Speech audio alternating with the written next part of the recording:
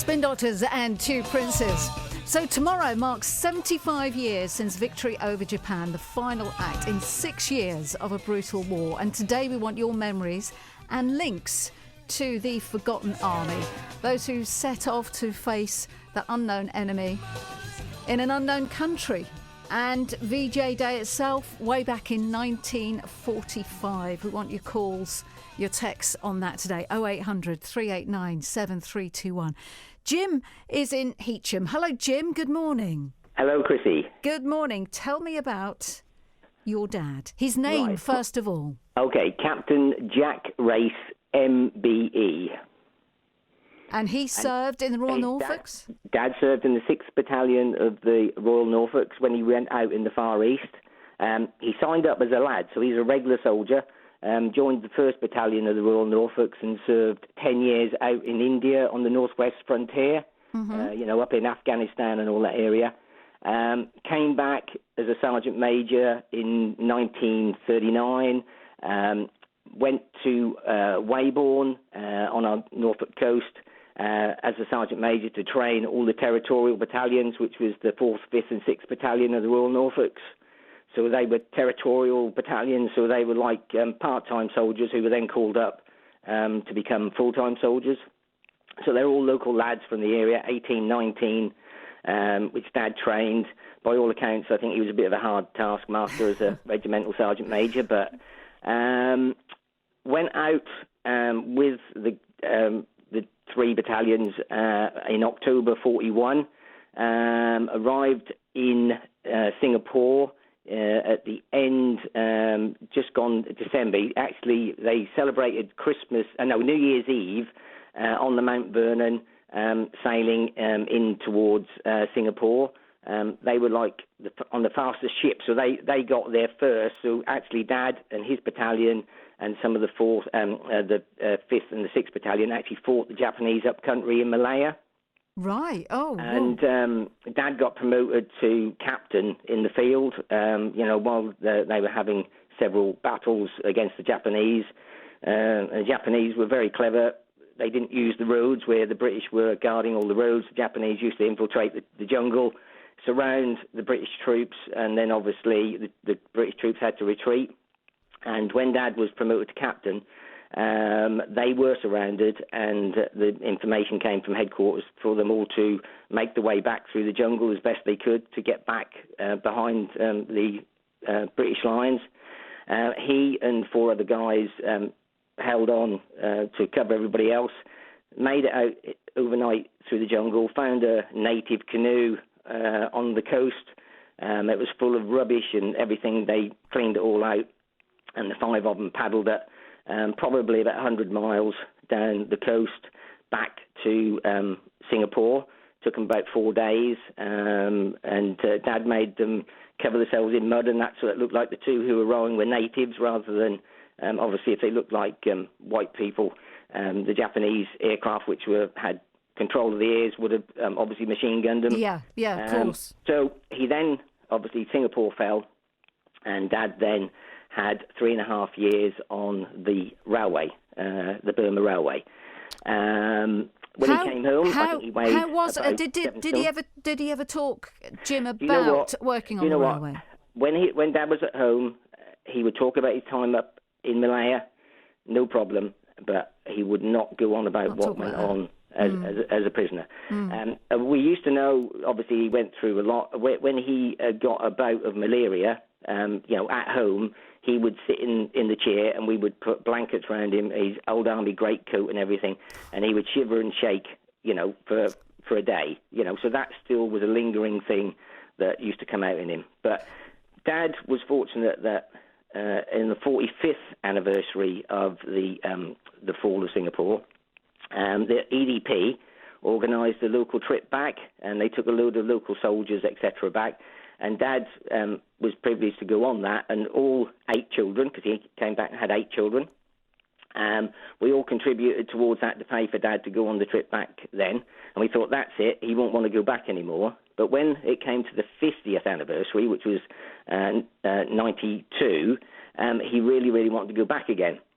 And all the family thought, no, why does he want to go back? He's coming up to 83. Why does he want to go back? And they were all worried. And they said, well, he can't go on his own. Somebody's going to have to go. So I sort of I'd already taken interest in Dad's time in the army and everything. So I said, well, look, I'll go. And fortunately, with the help of my wife, we was able to pay our side of the thing to go on this trip because it was quite expensive. And you went back then, Jim? You went back with your dad? Yeah, I went back with my dad in February 1992 for the 50th anniversary of the fall of Singapore. And that involved 7 days up in Thailand, based in Bangkok. But part of that was to visit 2 cemeteries for services and also to go on the actual train that still runs round the part of the railway that is still in operation. Oh, Jim, how did you feel?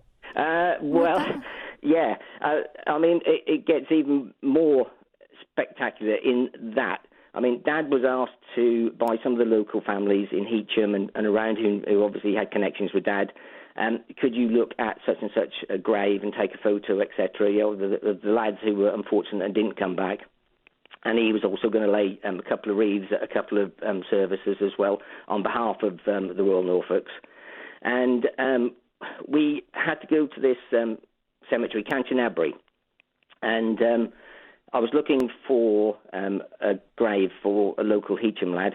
I can't remember the name of the person now, sorry about that. And the person who'd organised the trip said, oh, if you want to find somebody, go and see that guy over there. He's got a list of all the rows of the graves, and he'll about to tell you where to go. So I went up to this guy, and he looked at my name badge, because you had to have a name badge on this trip, and obviously I had Jim Race on. And he looked, he said, well, Race, he said, I used to know a Jackie Race. I said, well, that might be my dad, and he's over there. This still upsets me today. And he said, oh, I can't believe it. It's bloody Jack Race. And he went over to him, and they hadn't seen each other for 50 years since they were last on the railway.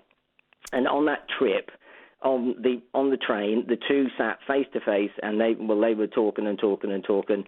And, I mean, it was unbelievable that they should meet. And that was only just because I was looking for a grave for a local person, and he had the list. And that was just, unbelievable.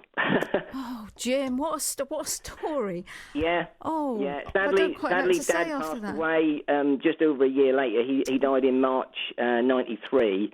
But, it's a memory I will hold forever. Oh, dear. Oh, what a story. That reminds me a bit of, I don't know if you've ever read the book The Railwayman by Eric Lomax. Yeah. It's kind of got connotations of that, isn't it? Because he goes back. Yeah, he meets his Japanese captor, doesn't he? That's it, yeah. Yeah, I have read every book about the Far East and that, because I did take an interest. I'm actually now just writing Dad's time in the army in Malaya and in the Far East from what I can glean, because he did write some notes down in an old notebook, and he was always going to do his story but never got round to it, which is a pity because he was pretty articulate, and I think he would have done it proud. But there's just something about all the guys, and I'm sure all the people who rang up and say about their fathers, they never ever openly talked about. They don't really. I think it's because if they know they start to talk about it, it kind of opens the floodgates, and they don't really want to face that. I found out more on that trip, Chrissie, because they were all old soldiers together. So obviously they were talking openly amongst themselves because they had all experienced that thing. They had experienced working 12 to 15 hours a day in the jungle on a bowl of rice a day. Down to skeletons, and the Japanese would beat them for the slightest little infraction, well, just one story about the guy who met Dad. Yes. His name was Dennis Selby, and he was in the Royal Engineers, because obviously some battalions had Royal Engineers attached to them, and he was under Dad's command. Well, the British Army, even in the camp, still tried to maintain discipline by, the ranking thing still worked. You were responsible to the corporal, to the private, and then work the way up. Well, one day Dennis Selby had been working down on the railway, came back into camp, and a sergeant major who was with him said, "Selby, go make me a cup of tea." And he said, "No, I'm not. I'm as tired as you are. You make your own tea." He said, "Right, I'm taking you to the captain," which obviously was Dad. Yeah. So he came up in front of my dad, and Dad said, okay. He said, well, obviously, he said, I think what you're going to have to be confined to barracks for 10 days. Well, of course, that meant nothing, because nobody could be confined to barracks because they were under the rule of the Japanese, and the Japanese, they took people out to work even if they were sick. They made them work. So it was just a paper exercise. Yeah. But what Dennis Selby said was that still went down on his records as him being on a 10-day charge, even though they were in a prisoner of war camp. Oh, my goodness me. And he said, Jack, you blinked and ruined my record. He said, you gave me a charge, and, but they were the best of friends, and, it was just unbelievable. Well, Jim, you've done your dad proud today, coming on Radio Norfolk and telling us all about him. What a man, hey? What a man. Get that book written. Get that book done. Because when he came out of the army, obviously they were too ill to get back in the army again. But he came out and he was part of the Norfolk Army Cadet Force, and he became adjutant of Norfolk Army Cadet Force. And I think that's how he managed to be awarded the MBE by the Queen at the end of his service. So he was an army man through and through. Yeah. Jim, what a star. You're a star as well, coming on and telling us all about... Thank you. Oh, I do get emotional when I talk about him. So, I'm not surprised. I'm not... I really am, and I think everyone would, listening to that story and the other stories that we've had today. You do get a bit choked up about it. So there we are. Thank you for giving me time to come on, Chrissie. It's a pleasure, Jim, really was. And Captain Jack Race MBE, we salute you, and you'll be remembering him tomorrow. Thank you very much. Yeah, thank you. Take care. Thank you. Bye. Bye.